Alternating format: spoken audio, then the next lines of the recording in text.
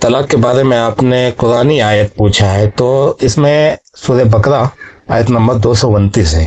اس میں بیان ہو رہا ہے کہ یہ طلاقیں 2 مرتبہ ہیں، پھر یا تو اچھائی سے روکنا یا عمدگی کے ساتھ چھوڑ دینا ہے۔ اس کا کیا مطلب ہے؟ یہ طلاقیں 2 مرتبہ ہیں، یعنی آدمی نے پہلے ایک بار طلاق دیا اس کو، عورت کو، تو طلاق تو ہو گئی، چاہے ایک لفظ کہا ہو اس نے، طلاق تو ہو گئی۔ لیکن اس میں رجوع کا حق حاصل ہے، یا تو اسے اپنا لو یا پھر اسے اچھائی سے روک لو یا عمدگی کے ساتھ چھوڑ دینا ہے۔ یعنی جب عدت گزر جائے تمہارے گھر پہ تو رجوع کا حق ختم ہو گیا، اب اسے رخصت کر دو، اپنے مائکے چلی جائے۔ لیکن اگر آپ نے رجوع کر لیا تو وہ آپ کی بیوی ہے، یعنی ایک طلاق تو ہو گئی واقع۔ اب بعد میں کبھی سال 10 سال 20 سال کے بعد آپ نے پھر ایک اور طلاق دے دی اس کو، تو اس میں بھی یہی حکم ہے کہ یا تو اچھائی سے روکنا ہے یا عمدگی کے ساتھ چھوڑ دینا ہے۔ ظلم کے ساتھ نہیں چھوڑنا، عمدگی کے ساتھ چھوڑنا ہے۔ لیکن عورت عدت تمہارے گھر میں گزارے گی، اور جب عدت پوری ہو جائے گی 3 حیض تو وہ آزاد ہو جائے گی، اور پھر اسے چھوڑ دینا ہے۔ یا عدت سے پہلے آپ نے رجوع کر لیا، تو یہ اس کا بیان ہے۔ یہ طلاقیں 2 مرتبہ ہیں جو رجعی طلاق کہلاتی ہیں، اور تمہیں حلال نہیں کہ تم نے انہیں جو دے دیا ہے اس میں سے کچھ بھی لو، یعنی اس میں سے کچھ واپس نہیں لینا ہے۔ جو تم نے انہیں دے دیا ہے اس میں سے کچھ واپس نہیں لینا، چاہے وہ مہر ہو یا تم نے کچھ اور دیا ہو بعد میں۔ ہاں، یہ اور بات ہے کہ دونوں کو اللہ کی حدیں قائم نہ رکھ سکنے کا خوف ہو، اس لیے اگر تمہیں ڈر ہو کہ یہ دونوں اللہ کی حدیں قائم نہ رکھ سکیں گے تو عورت رہائی پانے کے لیے، اب یہاں خلا کا بیان آ گیا کہ اگر عورت ہی یعنی میاں بیوی میں نبھ نہیں پا رہی ہے تو ایسی صورت میں جب مرد کو نہیں جمتا ہے تو وہ طلاق دے دیتا ہے۔ اب عورت کو اگر نہیں جمنا ہے تو کیا کرے؟ وہ طلاق تو نہیں دے سکتی، تو اللہ تعالیٰ نے اس کو ایک ہتھیار دیا ہے کہ کچھ دے دلا کے چھٹکارا حاصل کر لے۔ تو عورت رہائی پانے کے لیے کچھ دے دے، اس میں دونوں پر کوئی گناہ نہیں ہے، یہ اللہ کی حدود ہیں، خبردار ان سے آگے نہ بڑھنا، اور جو لوگ اللہ کی حدوں سے تجاوز کر جائیں وہ ظالم ہیں۔ یہ طلاق رجعی اور خلا کا بیان ہے۔ میں دوسری آیت دیکھتا ہوں۔ اب یہ اس کی اگلی آیت ہے 230 نمبر کی۔ پھر اگر اس کو تیسری بار طلاق دے دے تو اب اس کے لیے حلال نہیں جب تک کہ وہ عورت اس کے سوا دوسرے سے نکاح نہ کرے۔ مطلب کیا ہے؟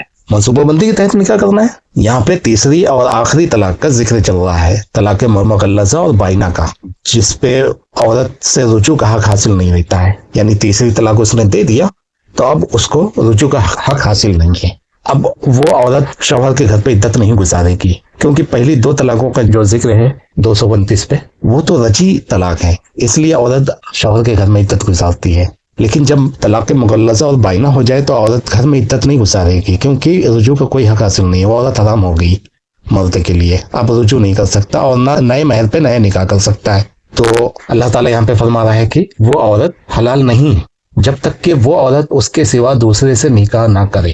مطلب یہ ہے کہ جب عورت طلاق مغلظہ اور بائنہ کی عدت گزار لے گی تو تمہارا کیا مطلب ہے کہ وہ کہیں نکاح نہ کرے؟ کرے گی، اپنی زندگی گزارنے کے لیے نکاح کہیں تو کرے گی نا، زندگی گزارنے کے لیے کہیں تو نکاح کرے گی۔ یہ اس کا ذکر ہے جب عورت پھر کسی سے نکاح کرے گی، پھر اگر وہ بھی طلاق دے دے، یعنی وہاں بھی عورت کی نہیں بن پائی اور طلاق ہو گئی یا مر جائے، کچھ بھی ہو سکتا ہے، تو پھر وہ عورت عدت گزارے گی اور پھر کہیں اور نکاح کرے گی۔ اب یہاں پر اللہ تعالیٰ آپشن چھوڑ رہا ہے کہ اب وہ اپنے پہلے شوہر سے نکاح کر لے، کیونکہ اب کہیں تیسری جگہ تو نکاح کرے گی نا وہ، تو اس وقت ان دونوں کو میل جول کر لینے میں کوئی گناہ نہیں ہے، یعنی اپنے سابقہ شوہر سے وہ نکاح کر سکتی ہے یا کہیں اور کرے، اس کی مرضی۔ لیکن اگر کرنا چاہے یعنی دونوں آپس میں نکاح کرنا چاہیں تو کر سکتے ہیں، اب حلال ہے اس کے لیے، بشرط کہ یہ جان لیں کہ اللہ کی حدوں کو قائم رکھ سکیں گے، یعنی پھر پہلے جیسا معاملہ نہ ہونے پائے کہ تم کھلواڑ بنا لو۔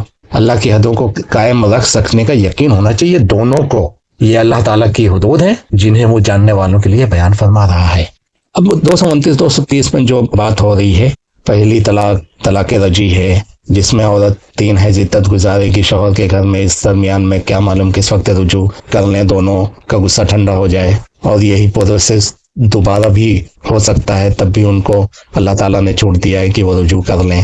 یہ ان 3 فائل کا ذکر تو نہیں چل رہا نا کہ ایک بار میں طلاق کہہ دیا تو تینوں واقع ہو گئی، کہاں سے واقع ہو جائیں گی، کیسے ہو جائیں گی؟ یہ تو الگ الگ طلاقوں کا ذکر ہے نا دونوں آیت میں۔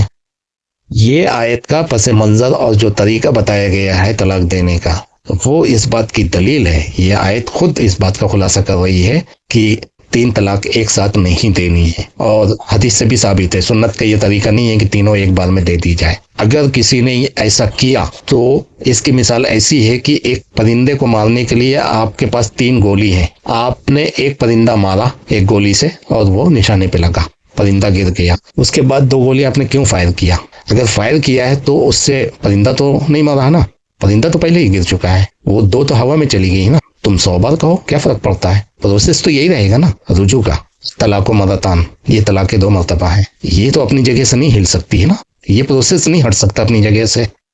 अब आयत नंबर 231 अगर पढ़ लोगे तो और भी खुलासा हो जाएगा इस बात का जो मैंने दावा किया था। आयत नंबर 231 में है कि जब तुम औरतों को तलाक दो और वो अपनी इद्दत खत्म करने पर आए, यानी खत्म ना होने पाए, खत्म करने के करीब आए, तो अब उन्हें अच्छी तरह बसाओ, यानी रुजू कर लो या भलाई के साथ अलग कर दो। यानी अगर रुजू नहीं करना है, हलाल में करना ही नहीं है, तो फिर इद्दत खत्म होने के बाद अलग कर दो उनको, और उन्हें तकलीफ पहुंचाने के गर्ज से जुल्म ज्यादती के लिए ना रोको। यानी रुजू इस नियत से ना करो कि उनको और सताएंगे हम, ताकि वो इद्दत के बाद कहीं निकाह ना करने पाए, हमारे ही पास सड़ती रहे, ऐसा ना करना।